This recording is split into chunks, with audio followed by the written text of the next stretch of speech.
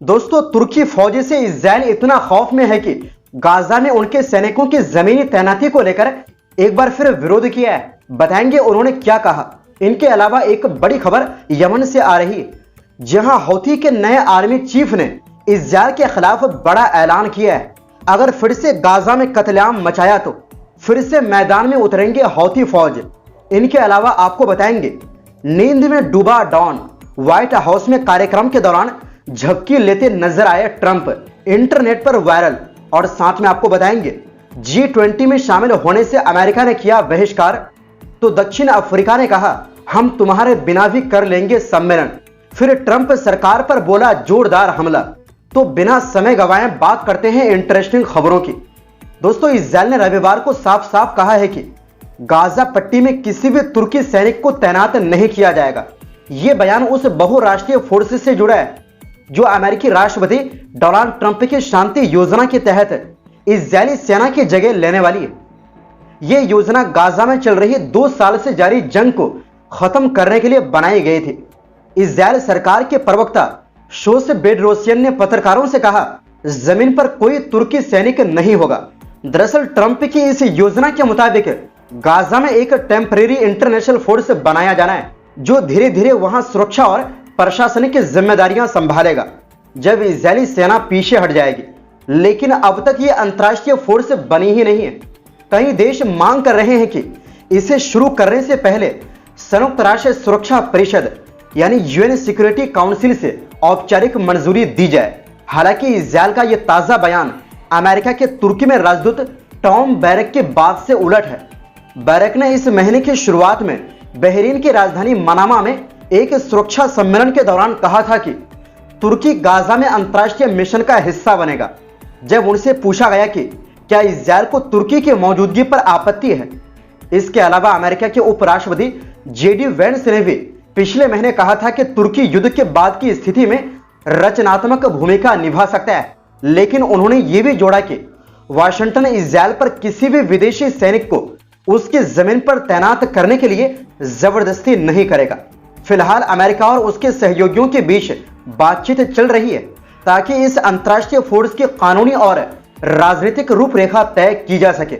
लेकिन इसमें मतभेद बने हुए हैं, खासकर इस बात पर कि इसमें कौन कौन से देश शामिल होंगे, उनकी जिम्मेदारियां क्या होंगी और वे किन इलाकों में तैनात होंगे।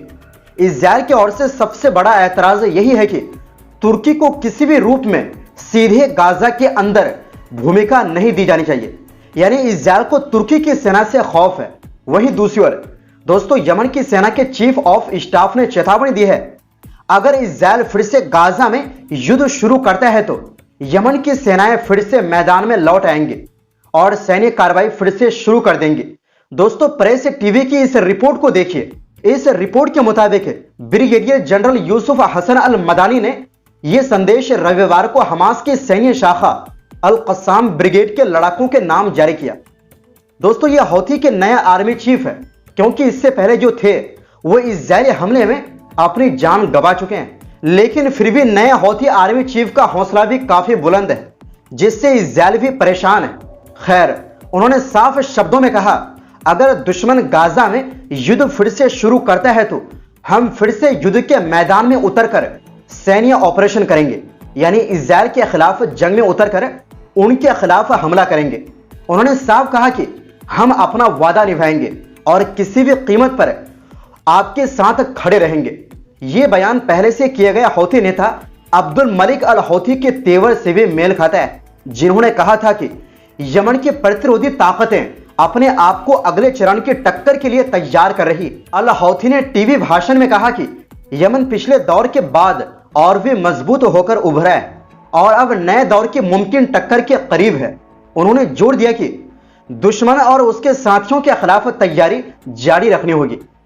दोस्तों, इजरायल ने 7 अक्टूबर 2023 से गाजा पर चलाए गए बर्बर अभियान के बाद ही पूरे क्षेत्र में नाजुक हालात पैदा किए।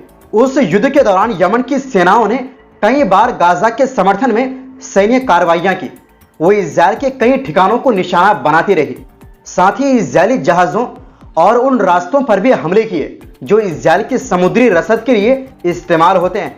अब जबकि गाजा और हमास के बीच एक नाजुक सी जंगबंदी बनी हुई है, हौथी ने बार बार कहा है कि अगर इजराइल ने उस समझौते का उल्लंघन किया तो यमन की सशस्त्र ताकतें और भी कठोर और निर्णायक जवाब देंगी।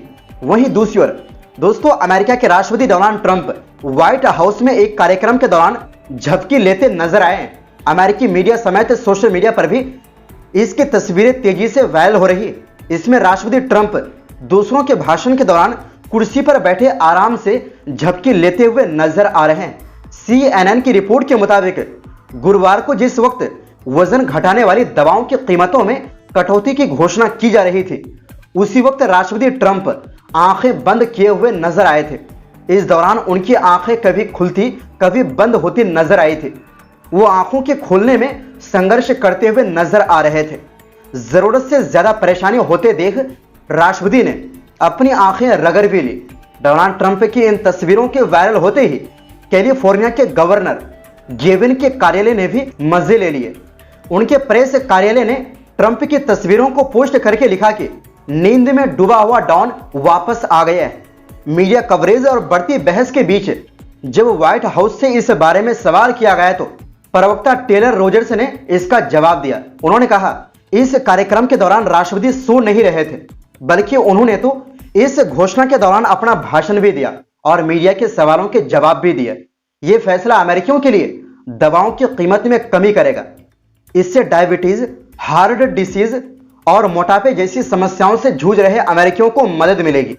इससे अमेरिका वासियों का अनगिनत पैसा बचेगा और उनकी जान बचेगी।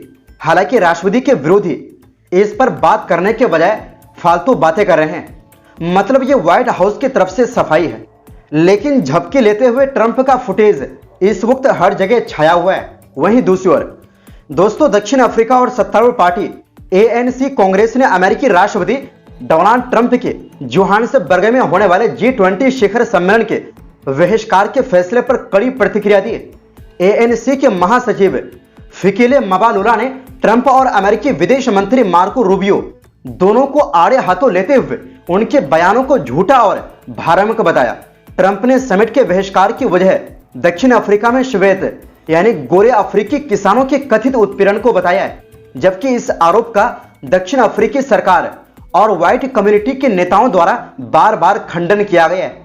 दरअसल ट्रंप ने अपने सोशल मीडिया प्लेटफॉर्म पर कहा था कि यह बेहद शर्मनाक है कि G20 दक्षिण अफ्रीका में आयोजित होगा। यहां अफ्रीकी लोगों को मारा और काटा जा रहा है और उनकी जमीनों और खेतों को अवैध रूप से जब्त किया जा रहा है।